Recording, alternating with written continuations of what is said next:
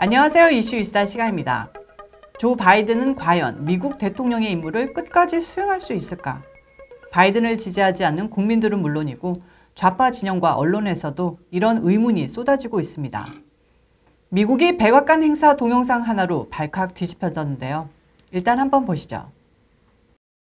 So I want to thank you both, and I want to thank the former general. I keep calling him general, but the guy who runs that outfit over there. I want to make sure we thank the secretary for all he's done to try to implement what we've just talked about, and for recommending these two women for promotion. Thank you all. May God bless you all, and may God protect our troops. 행사는 여성으로서는 최초로 야전 군단을 지휘하는 장성으로 진급하는 제클린 벤 오버스터 공군 장군과 육군 중장 로라 리차드슨을 발표하는 자리였습니다. 제클린 오버스터 장군은 미군 수송 군단을, 로라 리차드슨 중장은 미군 남부 군단을 각각 지휘하게 되는데요. 바이든은 이 같은 진급 발표를 여성의 날인 3월 8일에 맞춰 실시한 것이었습니다. 그런데 언론의 관심은 온통 바이든의 실언에 집중되고 말았는데요. 바이든은 앞서 보신 바와 같이 자신이 임명한 국방장관의 이름을 기억하지도 못하고 국방장관이라는 직함도 생각이 나지 않았다는 듯이 계속 딴소리를 하다가 결국 국방장관을 저기 제복 입은 사람들을 굴리는 사람이라고 얼버무렸는데요. 바이든 치매설이 또다시 고개를 드는 순간이었습니다. 바이든은 취임한 지 6주가 지났지만 아직까지도 기자들의 질문과 대답을 주고받는 백악관 기자회견에 한 번도 참여하지 않았습니다. 미국민 절반 이상은 조 바이든이 미국 대통령으로 임무를 수행할 수 없다고 생각한다는 사실도 여론조사를 통해서 드러났습니다. 라스무센 리포트가 실시한 여론조사에 따르면 바이든이 체력적으로나 정신적으로 문제가 있어 미국의 대통령 업무를 볼 수 없다고 생각한다고 대답한 응답자가 무려 52%였습니다. 32%는 바이든의 육체적, 정신적 건강이 아주 걱정된다고 답했습니다. 바이든의 치매기는 얼마 전에도 화제였었는데요. 코로나 백신 현장과 원격으로 가진 인터뷰에서 백신 접종 담당 간호사와 이야기를 하며 당신 대학 신입생이냐? 라고 뜬금없는 질문을 해 당황한 간호사가 아닙니다 라고 답하니까 신입생처럼 보이는데? 라고 되물어서 이게 농담인지 정말 치매 걸린 노인의 발언인지 스태프들이 당황하는 해프닝이 벌어져 화제가 된 바 있습니다. 바이든의 치매기는 대선 이전부터 논란이 됐었는데요. 거슬러 올라가면 2008년 오바마의 러닝메이트로 부통령에 출마했을 당시 유세장에서 버락 오바마를 버락 아메리카로 호명해 웃음거리가 됐고요. 2012년도에는 시사 프로그램에서 나는 동성결혼을 지지한다고 말해 전국적인 논란을 불러일으킨 적이 있습니다. 당시에는 오바마 대통령은 물론 그 어떤 정치인도 동성결혼에 대한 입장을 밝히는 것을 꺼려했었는데요.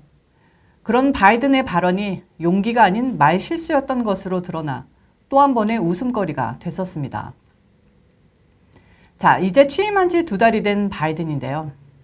앞으로 3년 10개월 무사히 갈 수 있을지 걱정이 큽니다. 그 걱정의 절반은 바이든이 만일의 경우 중도 사임할 경우 대통령직을 물려받게 되는 카밀라 해리스 때문이기도 합니다. 벌써부터 미국의 국정을 수행하는 주체가 바이든이 아니라 해리스 부통령을 위시한 민주당 급진파 지도부라는 소문이 돌고 있는데 미국의 앞날이 정말 걱정이 됩니다. 이런 상황에서 공화당은 반격을 시도하고 있습니다. 반격에 앞장서고 있는 세력은 공화당이 장악한 주 정부들인데요. 바이든이 취임하자마자 서명한 기후변화 대응 행정명령을 놓고 12개 주가 공동으로 위헌 소송을 제기했습니다. 소송을 주도한 인물은 미주리주 에릭 슈미트 법무장관입니다. 소송에 참여한 12개 주는 공화당 소속 주지사가 재임 중인 애리조나, 아칸소, 인디애나, 몬태나, 캔자스, 오클라호마, 네브라스카, 오하이오, 사우스캐롤라이나, 테네시, 유타 등입니다.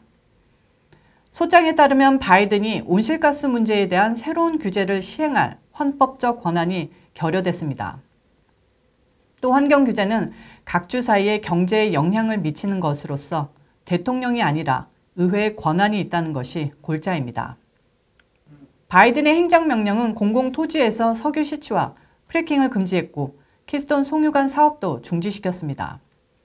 소장은 바이든의 행정명령으로 지방정부가 경제적 재앙을 맞게 됐다면서 행정명령은 고의적이고 변덕스럽고 비합리적이고 법에 위배된다고 지적했습니다. 또한 온실가스 영향으로 인한 사회적 비용 계산 조치에 대해 사법부가 중단 명령을 내려야 한다고 요청했습니다. 이 소송이 어떻게 판가름이 날지 기대가 됩니다. 공화당의 반격은 선거제도 부문에서도 시작됐는데요. 일부 주정부 입법부가 민주당에만 유리한 조기 선거와 선거 등록 방식에 변화를 모색하고 있어 주목이 됩니다. 특히 킴 레이놀즈 아이오와 주지사는 8일 선거 때 투표할 수 있는 기간을 축소하고 부재자 투표를 더 어렵게 하는 논란의 법안에 서명해 법으로 제정했습니다. 이 법은 사전 조기 투표 기간을 29일에서 20일로 단축하고 선거일 당일 투표서 마감 시간을 종전의 오후 9시에서 오후 8시로 앞당겼습니다.